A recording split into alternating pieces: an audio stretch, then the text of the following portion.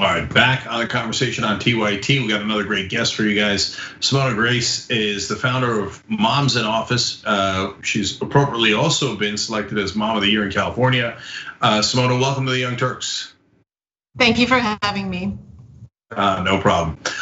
All right, so first, let's talk about the scope of the problem. Then we'll go to the solution, which is what you started. What percentage of Congress, for example, is women right now?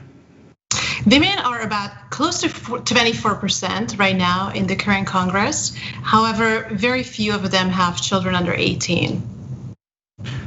And what percentage is that, Simona? It's about 5%. So less than 5% of Congress are women with children under 18. Okay, yes, that is a small percentage. I'm going to guess that the percentage of women with children under 18 is higher for the general population. Yes. Much higher. This is semi-obvious, but why do you think that is? Why do I think that the percentage of women who are raising children today is higher? I think there's a very good statistic that we can compare this to, which is about 80% of women in America by the age of 44 become mothers. So that's a really huge contrast between women in Congress, about 25 women, less than 5%, who are currently raising children under 18. Yeah, and so what is it that's preventing those mothers from being able to get in Congress? You know, I think it's a complex situation. I think we can start with cultural bias. I think women who are running for office are already in a tough position convincing voters and convincing donors that they should be the ones elected because Congress does not look like us.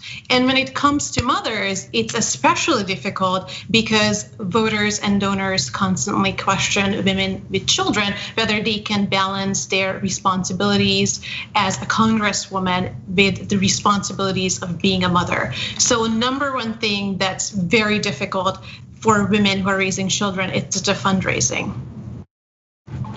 Yeah, so I remember the situation with Wendy Davis in Texas, where she had gone and I think gotten a degree from Harvard Law School while she had kids.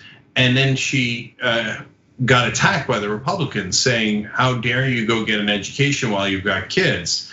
But Simona, I never hear that complaint of men who went to Harvard Law School. No one ever asked, did you have kids at the time? What did you do with your kids? So there's just this enormous double standard, isn't there?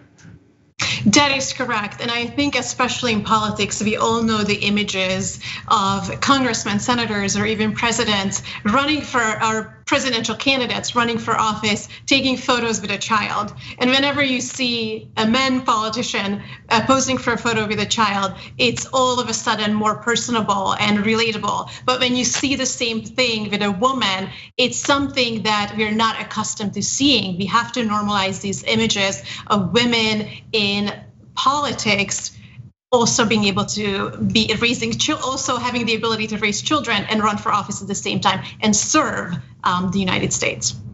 Yeah, another phenomenon that's a significant problem is if you're a normal person who isn't very wealthy, it's awfully hard to have enough money to run for office, not just because of the money you gotta raise, but how do you support yourself as you run for office full time? And then if you add on top of it being a mom, and then you add on top of it someone like Katie Porter is a single mother of 3 kids, my God, that's near impossible. How did she do that? Yes, I think that's a huge problem that people with working class backgrounds, people of color, women who are raising children have a much harder time running for office because most of the people who are running for office, let's just face it, they're independently wealthy.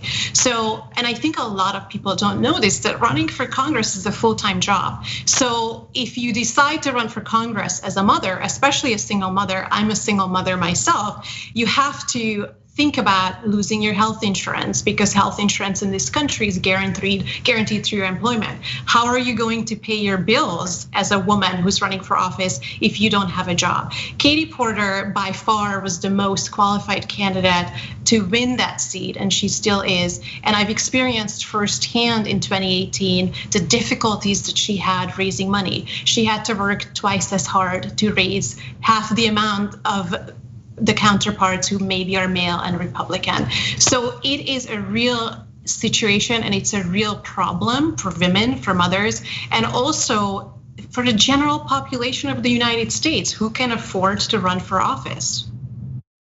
Yeah, absolutely. And I know a woman who ran for office, and we talked about it on the show before. Allison Hartson ran for Senate in California, and it's a full-time job, and she had to let go of her job, used up all of her savings and didn't have insurance.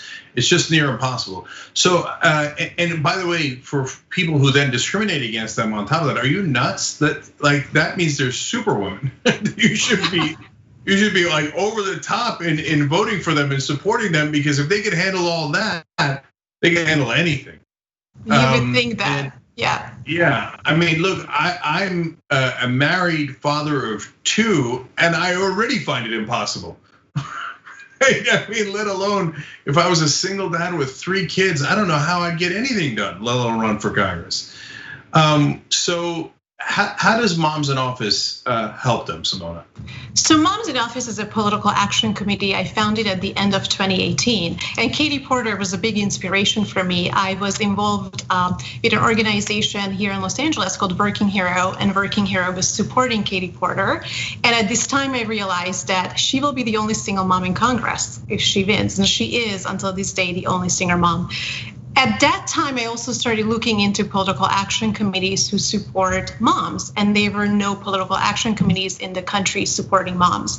So we have a few established line organizations that support women, democratic women, pro-choice women, but it's very, very difficult for candidates to get funding through these establishment aligned organizations, because before they even speak to them, they have to raise about $300,000 from their personal net worth.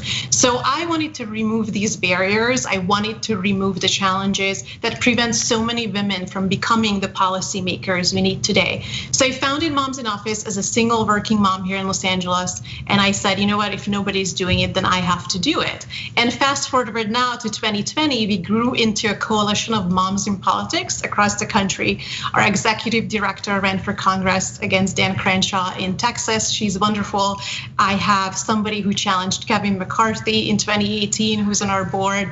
Women across the country who are not putting their weight behind these moms who are currently on the campaign trail. That's wonderful.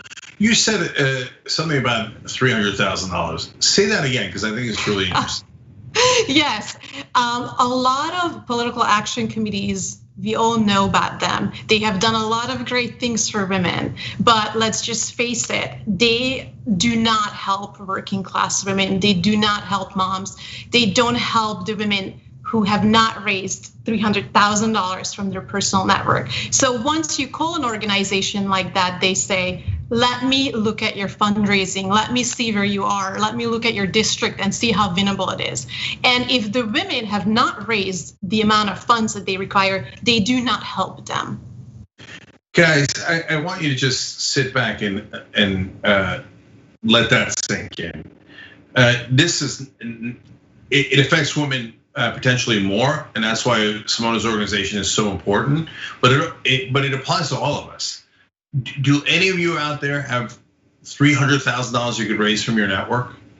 I'm sure some of you do, but I'm sure a ton of you do not. That's it, you're eliminated in a so-called democracy. Nobody will even entertain you. Even progressive groups, even groups that are meant to help the group that you're a part of, etc. Nope. If you're not wealthy enough to know people that could give you $300,000, you got almost no chance of becoming a congressperson. That's insane. That's part of why we have to get money out of politics. But until we do that, we need Moms in Office. So first of all, Simona, how can people help? People can go to our website. It's momsinoffice.org and click donate. Most of our fundraising comes from grassroots supporters, small dollar donations from all across the country. And I'm very proud to say that our organization also commits to give close to all of the funds to be raised directly to candidates, because everyone who's involved in Moms in Office is a mom who's working for us on a voluntary basis. So we are very committed to helping moms. Please go on our website and click donate, and even $5 makes a difference for us. Yes, and if you're watching this later on YouTube or Facebook, we'll put the link in the description box, so it's really easy to click. You should always check that out. So Simona, last thing, what's your ideal here? 10, 20 years from now, what does it look like where you think, oh my God, we did it? So I think it's very important to say that I am helping moms, but we have to help everyone to diversify Congress. We have to elect candidates who are in touch with what it means to raise a family today. And we have to elect Americans who know what working families face each day. I want Congress to look like the rest of America, and that's my goal. All right, Simona Grace, Moms in Office. Please, everybody check it out, doing really important work. And if you want that voice represented, it's so important for issues like paid parental leave, family leave. That voice needs to be amplified so that it could be represented in Congress. And unfortunately, it's got a very small representation in Congress right now. Simona, thanks so much for joining us. Really appreciate it. Thanks for having me. Like what you see? Click the subscribe button below, and don't forget to ring the bell to never miss another video from the Young Turks.